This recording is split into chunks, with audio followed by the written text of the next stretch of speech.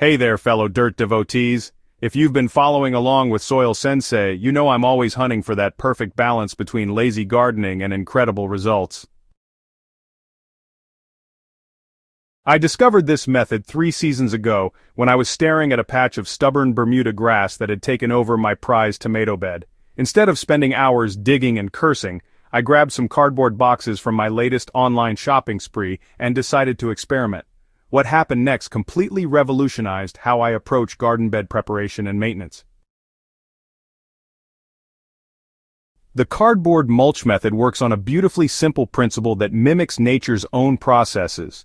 When you lay cardboard directly over existing vegetation and cover it with organic matter, you're creating a controlled decomposition environment that feeds your soil while simultaneously eliminating weeds. The cardboard acts as a barrier that blocks light from reaching existing vegetation, effectively smothering weeds and grass without chemicals or backbreaking labor. But here's where it gets really exciting. As the cardboard slowly breaks down over 6 to 12 months, it becomes food for soil microorganisms. These beneficial bacteria and fungi then create a thriving underground ecosystem that transforms your garden bed into a nutrient powerhouse. The decomposing cardboard also improves soil structure, creating channels for water infiltration and root penetration while maintaining moisture levels during dry spells. What makes this method so effective is that you're essentially creating a lasagna of organic matter that feeds your plants both from above and below.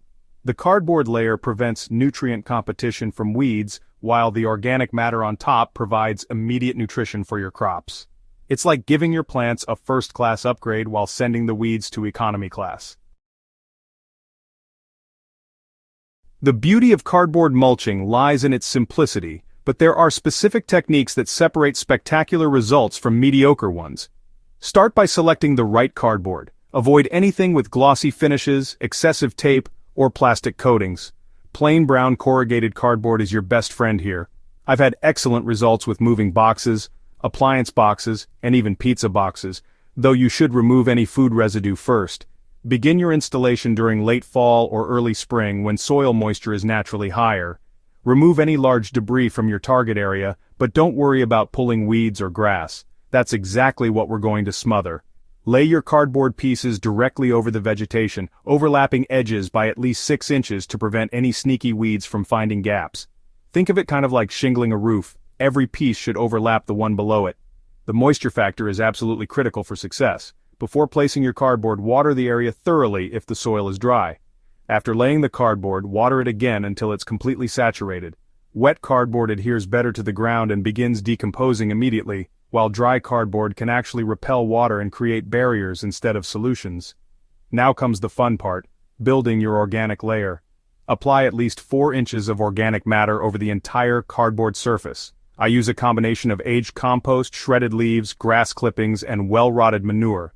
This organic layer serves multiple purposes. It weighs down the cardboard, provides immediate nutrients for your plants, retains moisture, and creates habitat for beneficial insects and microorganisms. The timing of your cardboard mulch installation can make or break your results. Installing in late fall gives you the longest decomposition period before spring planting, allowing the cardboard to break down significantly while building soil biology through the winter months. This timing also takes advantage of natural precipitation patterns in most climates, reducing your watering responsibilities. Spring installation works beautifully for summer crops, especially if you're planting warm-season vegetables like tomatoes, peppers, and squash. Install your cardboard system 4 to 6 weeks before your planned planting date to allow initial decomposition and soil warming. The cardboard actually helps regulate soil temperature, keeping it cooler in summer heat and warmer during cool spring nights. For immediate planting needs, you can plant directly through the cardboard by cutting X-shaped slits where you want each plant.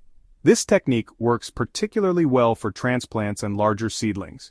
The surrounding cardboard continues its weed-suppressing magic while your plants establish themselves in the organic matter above. Not all plants respond equally to cardboard mulching, and understanding these differences will help you maximize your harvest potential. Deep-rooted plants like tomatoes, peppers, and root vegetables absolutely thrive in cardboard mulch systems because their roots eventually penetrate the decomposing cardboard and access the enriched soil beneath. These plants often show dramatic increases in both size and production. Shallow-rooted crops like lettuce, spinach, and herbs perform exceptionally well when planted in the organic matter layer above the cardboard.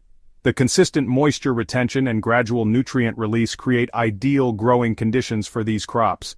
I've harvested lettuce heads twice the size of my traditional beds using this method. Consider companion planting opportunities when designing your cardboard mulch beds.